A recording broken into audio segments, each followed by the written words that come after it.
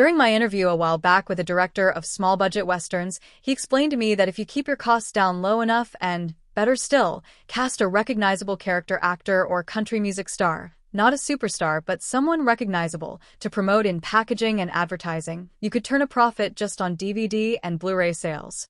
You do it right, he said, and you make your money back from Redbox and big box stores. You do it wrong, you get rust. It's a theory that might seem dated today. More than likely, that director now relies heavily, if not exclusively, on sales to streaming platforms, but the industrial strength pressure to pinch pennies and stretch dollars continues apace for indie genre filmmakers. As director Rachel Mason makes abundantly clear in her exceptional Hulu documentary, Last Take, Rust and the Story of Halyna, such measures can have fatal consequences.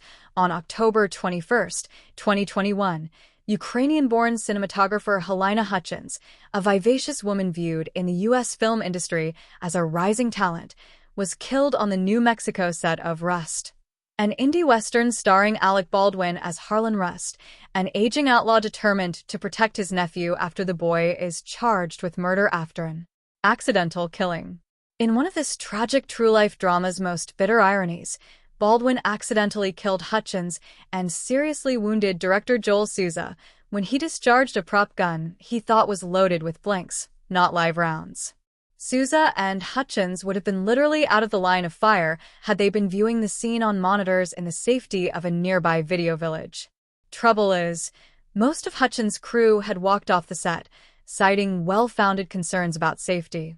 So the director and the cinematographer were forced to position themselves close to Baldwin when he drew the loaded weapon. The sad irony, an interviewee notes, is that Halyna is the one who told him where to point the gun. Mason, a close friend of Hutchins, constructs a propulsive and compelling narrative by skillfully interlacing interviews with people involved in the tragedy, including the OSHA investigator who uncovered a pattern of risky behavior on the Rust set, with news footage, police interrogations, and video recorded on cell phones and police minicams time and again. Mason appends assumptions fueled by sensationalized news accounts of the tragedy and its aftermath, and none too subtly implies that the three people who eventually stood trial for causing Hutchins' death, Baldwin, assistant director Dave Halls, and armorer Hannah Gutierrez-Reed, were far from the only ones who could be deemed at least partly culpable. On every indie set I've ever been on, says Rust co-star Devin Werkheiser, we don't have enough time and we don't have enough money. Conditions struck him as especially egregious on the Rust location. The tight schedule sucked. It was tough.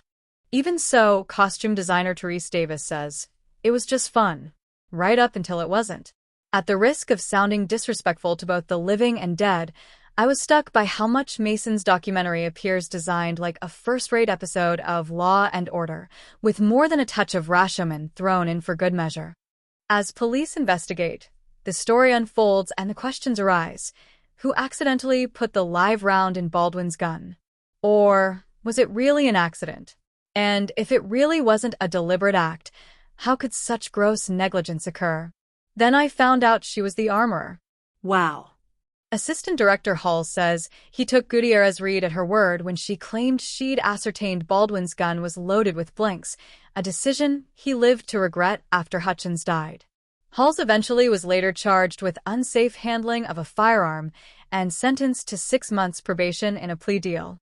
Baldwin was charged with involuntary manslaughter, despite his repeated insistence that he had no idea the gun was loaded, but his case was dismissed with prejudice. That is, he couldn't be charged again because of what his lawyer successfully argued claimed was prosecutorial misconduct.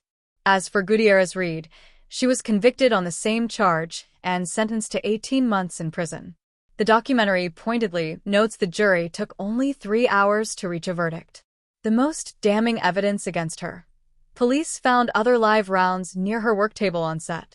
And yet, for all that, Last Take, Rust and the Story of Halyna doesn't attempt to wrap things up with an altogether satisfying conclusion.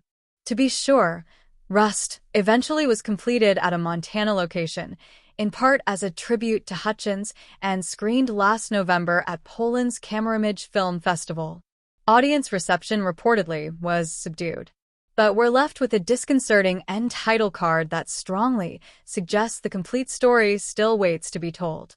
And maybe, just maybe, some other people have yet to be served their own just deserts.